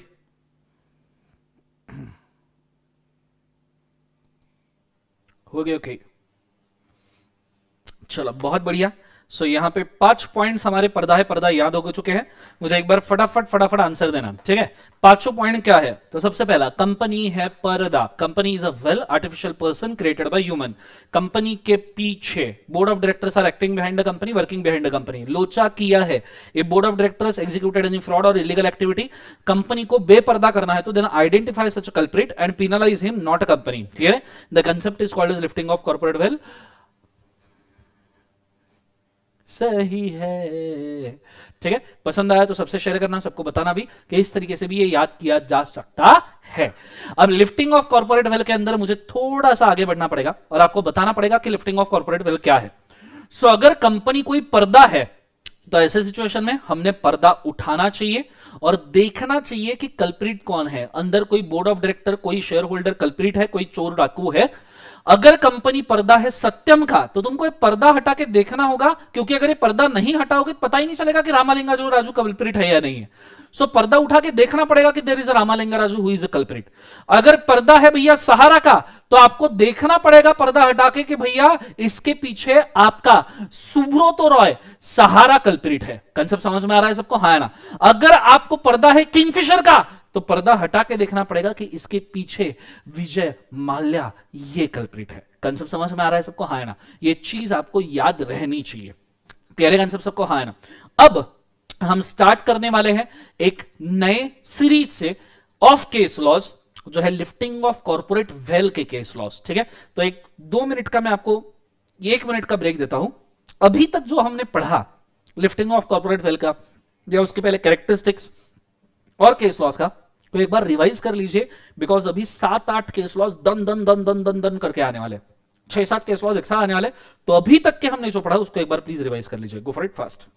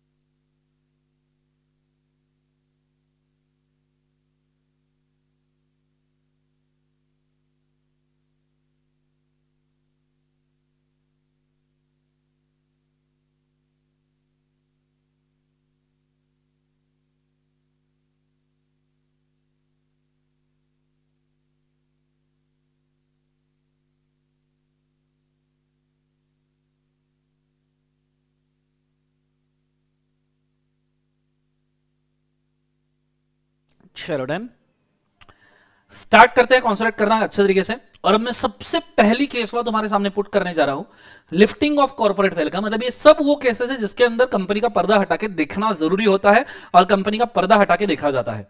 केस का नाम है दिनशॉ मानिकजी पेटीत।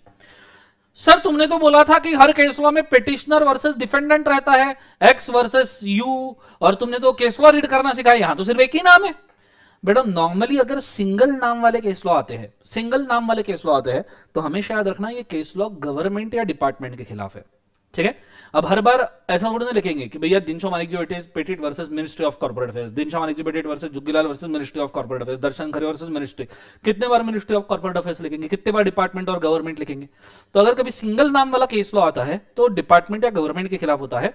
पर हां, कई सारे केसेस में ऐसा भी लिखा जाता है कि भैया बंदे का नाम वर्सेस जो डिपार्टमेंट है उसका भी नाम लिखा जाता है। तो कभी अगर ऐसा देखो तो उसको एकदम क्लेम मत कर लेना कि अरे तुमने डिपार्टमेंट का नाम कैसे लिखता, डिपार्टमेंट का नाम तो नहीं लिखते हैं। नॉर्मली डिपार्टमेंट का नाम नहीं लिखते, पर कभी अगर आप देखो तो उसे कुछ ऑब्जेक्शन लेने की जरूरत नहीं है। क्लियर है कंसेप्ट? ऑब्जेक्शन नहीं लेना चाहिए क्योंकि कई बार लिखते हैं। ठीक है, अब दिनशा मानिक जी पेटेट का केस क्या था इसको मैं समझाता हूं। दिनशा मानिक जी पेटेट, ये उनका ओरिजिनल फोटो है दिनशा मानिक जी पेटेट का। इस आदमी ने इंडिया की पहली टेक्सटाइल मिल खड़ी की थी। इंडिया की नंबर 1 टेक्सटाइल मिल इस आदमी ने, फर्स्ट टेक्सटाइल मिल इसने खड़ी की थी। और इस आदमी को इन टेक्सटाइल मिल से बड़े पैमाने पे पैसा आता था, बड़े पैमाने पे रेवेन्यू आता था, तगड़ा रेवेन्यू आता था डिविडेंड और इंटरेस्ट इनकम के नाम पे। तब गवर्नमेंट ने एक स्कीम निकाला था कि अगर आप डिविडेंड और इंटरेस्ट इनकम नए कंपनी या नए इंडस्ट्री बनाने में इन्वेस्ट करोगे, डिविडेंड इंटरेस्ट इनकम नए कंपनी नए इंडस्ट्री बनाने में इन्वेस्ट करोगे, तो ये टैक्स फ्री हो जाएगा। डिविडेंड और इंटरेस्ट के ऊपर कोई टैक्स नहीं लगेगा, गवर्नमेंट इसमें से कुछ आपसे नहीं लेगी, ये पूरा इनकम आपका, अगर आप ये नई कंपनी या इंडस्ट्री बनाने में इन्वेस्ट करते हो तो दिनशा मानिक जी पेटेट ने ये इन्वेस्ट किया 4 नई प्राइवेट कंपनीज में, 4 डिफरेंट न्यू प्राइवेट कंपनीज के अंदर इसको इन्वेस्ट किया, डिविडेंड और इंटरेस्ट इनकम को इन्वेस्ट किया, जिस वजह से ये डिविडेंड और इंटरेस्ट इनकम टैक्स फ्री हो गया। क्या हो गया? टैक्स फ्री हो गया। दिनशा मानिक जी पेटेट को इसके ऊपर एक पैसा पे नहीं करना पड़ा। जब ये डिविडेंड इनकम टैक्स फ्री हो गया, दिनशा मानिक जी पेटेट ने इन चारों कंपनी से जितना पैसा इन्वेस्टेड था वो लोन के तौर पे वापस ले लिया। मतलब लोन दिखा के वापस ले लिया, इन्वेस्ट तो किया था पर लोन के तौर पे वापस ले लिया। अब मुझे एक बात बताओ, क्या सच में ये पैसा कोई बिजनेस चलाने के लिए इन्वेस्ट किया है?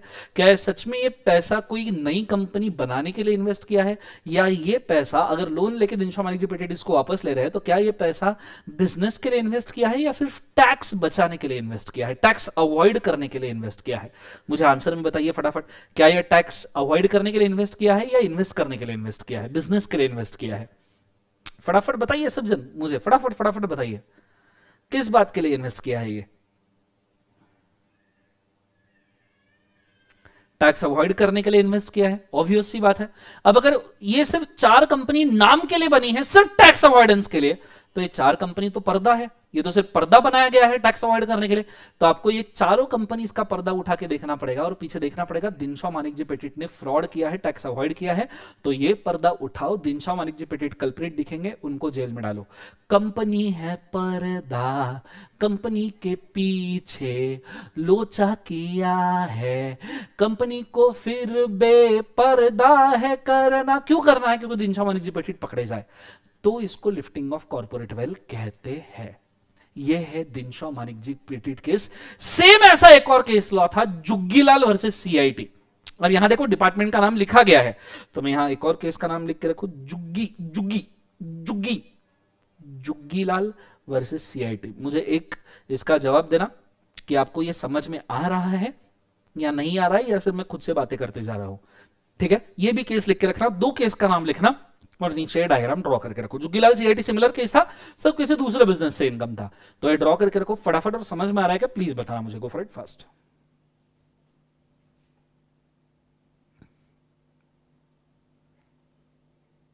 इंटरेस्ट भी पे कर देते तो भी टैक्स तो लगता ही था ना बेटा। चलो बहुत बढ़िया, समझ आ रहा है तो।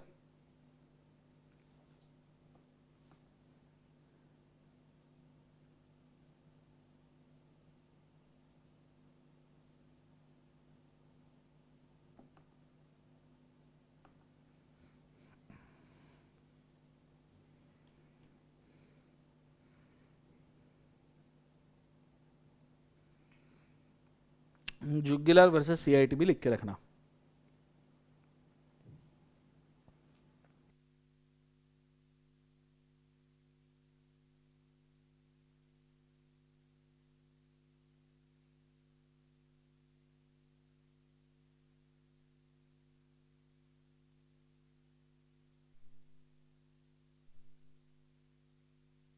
करंट इनकम लोन के तौर पे वापस ली है, इनकम लोन के तौर पे वापस ली है।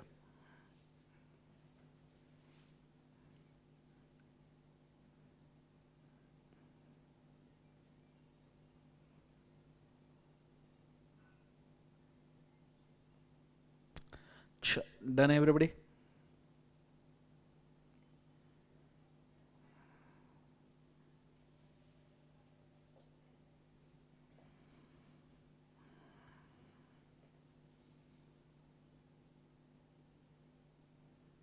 हो गया हो तो बताना मुझे।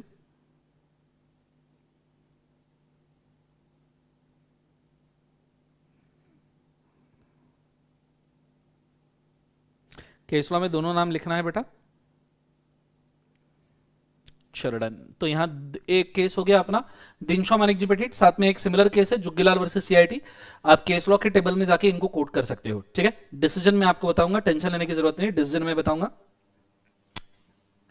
ठीक है। तो केस लॉ के टेबल में जाइए और इसको लिख लीजिए नाम।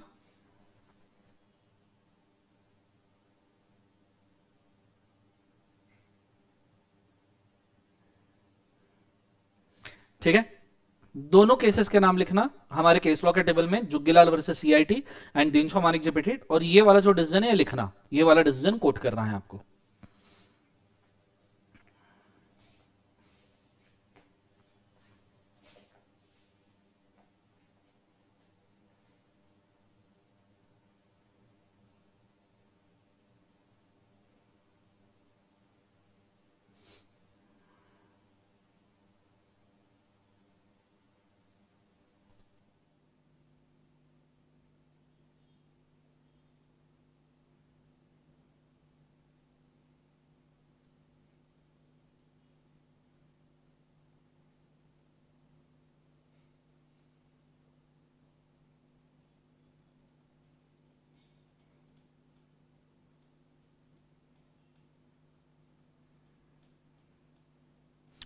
और कंसेप्ट के अंदर आप नाम लिख सकते हो lifting of corporate well.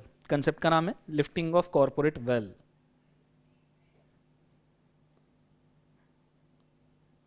Lifting of corporate well.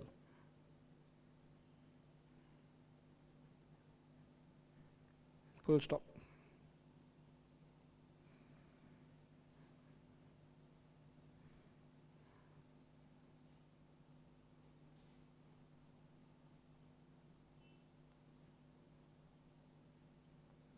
चलो हो गया। अब बहुत सारे बच्चों को यहां पे एक सवाल आता है, सर एक चंपत नाम का लड़का है अपने बैच में, हमेशा रहता है, हर बैच में रहता है, चंपत नाम का लड़का। वो मेरे को हमेशा आके सवाल पूछता है, सर ओ सर बहुत जोर से सवाल आया है सर। मैं बोला चंपत जाके आओ। अरे सर बोले जोर से आया नहीं है, जोर से सवाल आया है। मैं बोला ओके चंपत बताओ क्या प्रॉब्लम है चंपत। तो चंपत बोलता है सर ये यहां तुमने सर रेवेन्यू वर्ड क्यों यूज किया सर। मैंने रेवेन्यू वर्ड यूज नहीं किया है, ये जो मैं आपको दिखा रहा हूं ये आईसीएआई का डिसीजन है, institute of chartered accountants of India का डिसीजन है, ये मैं आपको दिखा रहा हूं। क्यों? क्योंकि आपको एग्जाम में यही कोट करने के लिए आ सकता है, ठीक है। तो ये रेवेन्यू वर्ड मेरा नहीं है, ये है आईसीआई का। रेवेन्यू मतलब यहां रेवेन्यू का मीनिंग लेना है गवर्नमेंट का रेवेन्यू, और गवर्नमेंट का रेवेन्यू क्या होता है? टैक्सेस। गवर्नमेंट का रेवेन्यू क्या होता है? टैक्सेस। गवर्नमेंट इसको रेवेन्यू के तौर पे ट्रीट करती है। तुम्हारा रेवेन्यू क्या होगा? अगर तुम कुछ कमाओगे तो वो होगा, गवर्नमेंट कहां से कमाएगी? टैक्सेस से कमाएगी, तो ये गवर्नमेंट का रेवेन्यू है। तो चंपत को समझ में आया? तो मतलब यस सर समझ में आया, कोई दिक्कत नहीं, समझ में आ रहा है सबको? हाँ ना, ये चीज को आपने बड़े अच्छे तरीके से याद रखा है। यार रेवेन्यू का मतलब टैक्स, और रेवेन्यू वर्ड को सर्कल करना, इट इज अ की वर्ड। अगर आपको दिनशॉ मानिक जी पेटिट पूछा तो आपने रेवेन्यू वर्ड यूज करना चाहिए। क्लियर है कंसेप्ट सबको? हाँ ना, तो उनको समझ में आएगा कि तुमने मॉड्यूल से जरा अच्छे से ठीक से पढ़ा हुआ है। जाता हूं दूसरे केस के ऊपर। सेकंड केस है Daimler company versus Continental Tyre and Rubber Company. आपको कॉन्टिनेंटल टायर कंपनी तो पता ही होगा, वो घोड़े के साइन वाला येलो कलर का ऐसा स्क्वायर होता है, उसके अंदर घोड़ा ऐसा उड़ता हुआ, घोड़े का साइन उड़ता हुआ, मतलब ऐसे ऐसे, वो नहीं क्या घोड़े दो पैर ऊपर करते हैं सामने वाले, क्लियर है? तो वो वाला साइन होता है, क्लियर है कंसेप्ट? तो कॉन्टिनेंटल टायर, आपने वो साइन देखा भी होगा, मैं आपको दिखाता हूं, ठीक है। अब ये केस क्या हुआ था, I will just tell you. Germany और ब्रिटिश, जर्मनी एंड ब्रिटिश, इनमें क्या खास बात है बता सकते हो कोई? जर्मनी और ब्रिटिश में क्या खास बात है? Anyone nose? मुझे कमेंट करके बताइए जरा,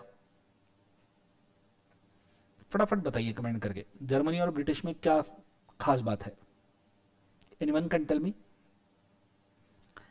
alien enemy, a lion enemy?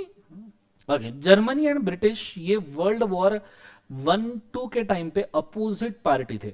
Hitler Germany का था और ब्रिटिशर्स की तरफ से यूएस, ऑस्ट्रिया वगैरह ये सब देश थे, यूरोपियन कंट्रीज। कुछ याद आया?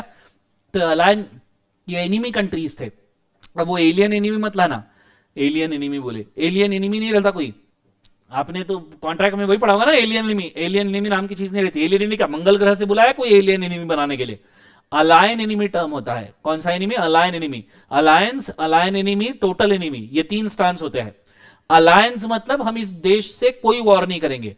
अलायन एनिमी का मतलब होता है हम इस देश से वॉर करेंगे पर हमारे सोल्जर इनके सोल्जर से लड़ेंगे, ना हमारे सोल्जर इनके सिविलियंस। जैसे इंडिया पाकिस्तान के बीच में वॉर हो गया और हम अगर अलाइन, अगर हम अलाइज है तो हम पहले तो वॉर करेंगे ही नहीं, लेकिन हम अलाइन एनिमी है तो हमारे सोल्जर और उनके सोल्जर के बीच में वॉर होगा। हमारे सोल्जर उनके सिविलियंस को नहीं मारेंगे और उनके सोल्जर हमारे सिविलियंस को नहीं मारेंगे। ये होता है अलाइन एनिमी। सिविलियन को कोई हाथ नहीं लगाएगा, सोल्जर एक दूसरे से वॉर करेंगे। क्लियर है कंसेप्ट?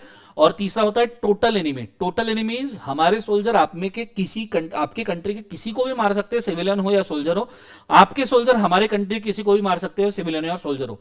वर्ल्ड वॉर टू जो था ये टोटल एनिमी के टर्म्स पे हुआ था। टोटल एनिमी इसलिए जर्मनी, इसलिए जब वॉर खत्म हुआ तो भैया यूएस ने हिरोशिमा नागासाकी जापान के ऊपर एटम बम डाल दिया था। कंसेप्ट समझ में आ रहा है?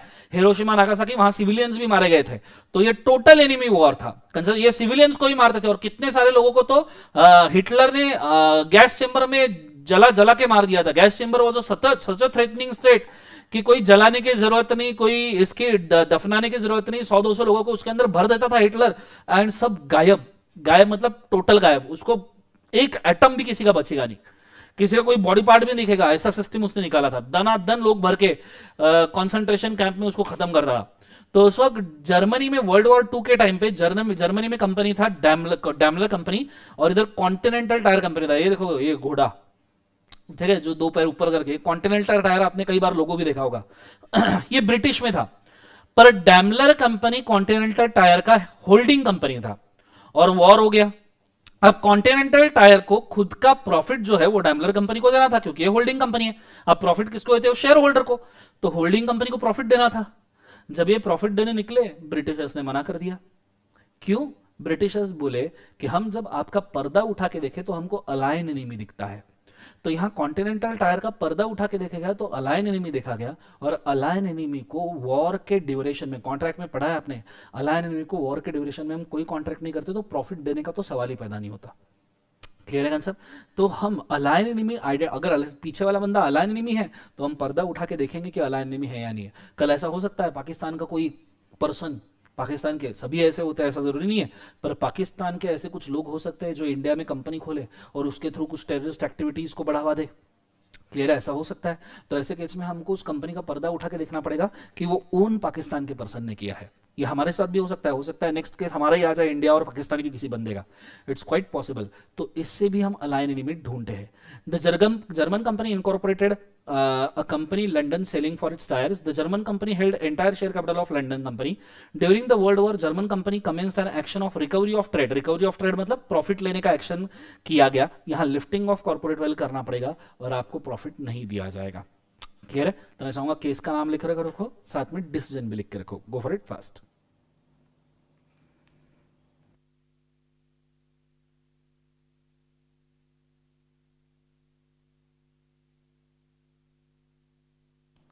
केस का नाम लिख लिया सबने? केस का नाम लिख लिया? ये सुनो, डिसीजन भी लिख के रखो।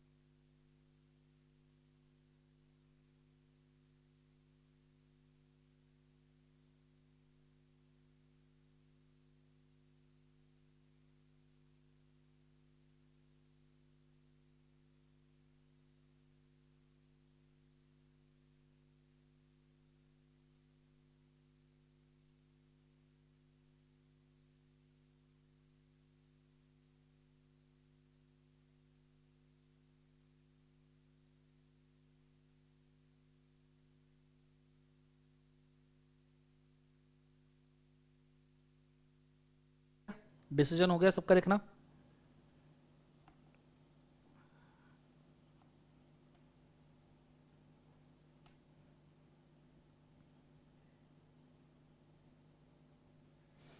मैं ये अगले 1-2 दिन में लाइव स्ट्रीमिंग का टाइमिंग और लाइव स्ट्रीमिंग का समय वगैरह सब डिक्लेयर करूंगा।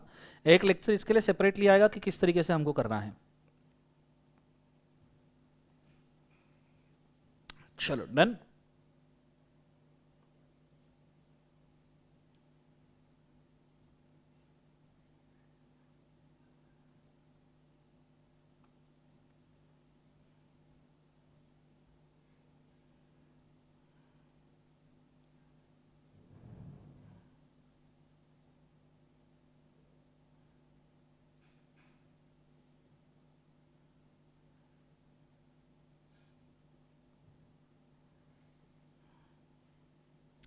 चलो हो गया सबका? कुलदीप इसके ऊपर एक लेक्चर आएगा कि आपको क्या क्या करना है कल या परसों में।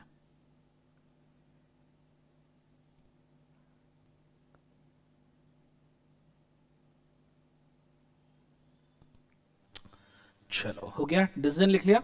अब इसको जाके केस लॉ के टेबल में कॉपी कर लो सब चीजों को। केस लॉ वाला हमारा जो टेबल है वहां कॉपी कर लो और कंसेप्ट में लिखना lifting of corporate wealth alien enemy. पहला था प्रोटेक्शन ऑफ रेवेन्यू, पहले इसमें कंसेप्ट में lifting of corporate wealth protection of revenue या lifting of corporate wealth alien enemy.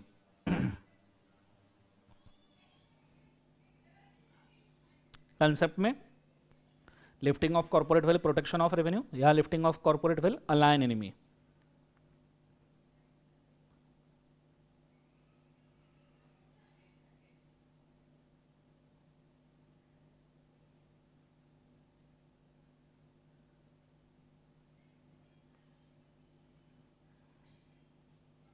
हाँ कर सकते हैं बेटा कनिका, मैं इसके ऊपर लेक्चर में अंदर सब डिटेल्स दूंगा, सिर्फ 1-2 दिन वेट कर लीजिए।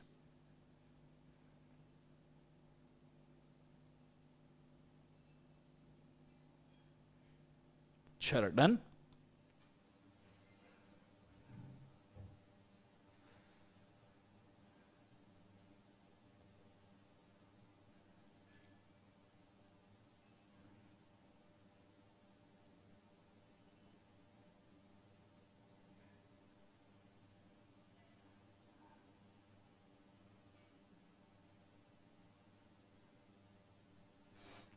लाइव स्ट्रीम जो करेगा उसको 100% बैकअप मिलेगा इसकी गारंटी नहीं है। हाँ नियरली मैक्सिमम कितना बैकअप मिलेगा उसका परसेंटेज भी मैं लेक्चर में डिक्लेयर करूंगा। तो आपको डबल डबल लेक्चर्स पूरे मिलेंगे जरूरी नहीं है ना, अदरवाइज आप लाइव स्ट्रीम को सीरियसली लोगे नहीं। तो लाइव स्ट्रीम को आपने सीरियसली लेना चाहिए, इसलिए हम कुछ लेक्चर्स जो रहेंगे 20-25%, 50%, एग्जैक्टली मुझे नंबर नहीं पता, वो डिक्लेयर किया जाएगा, वो उसका बैकअप आपको जरूर मिलेगा। कि कभी लाइन चली जाती है, नेटवर्क नहीं कर रहा है या कोई इमरजेंसी है, तबीयत खराब है, उसके लिए आपको सिर्फ बैकअप मिलेगा।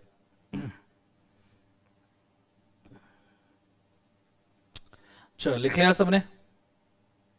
बोले सर ना, हाँ या ना?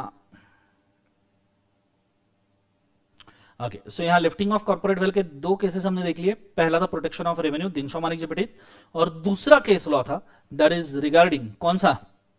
इट्स रिगार्डिंग हमारा Daimler company versus Continental Tyre and Rubber Company Great Britain Limited. और भी लिफ्टिंग ऑफ कॉर्पोरेट वेल्थ के केसेस बाकी है, उसको हम कल के लेक्चर में कंटिन्यू करेंगे। ठीक है, आज के लिए हम इतना काफी करते हैं। This is all for today. Have a nice day, good day, God bless you, take care, खुदा हाफिज, अलविदा। सबको त्योहार की बहुत बहुत शुभकामनाएं। कोई क्वेश्चन है कमेंट कर सकते हो, उसके ऊपर आंसर आ जाएगा। Good day, God bless you बेटा, टेक केयर।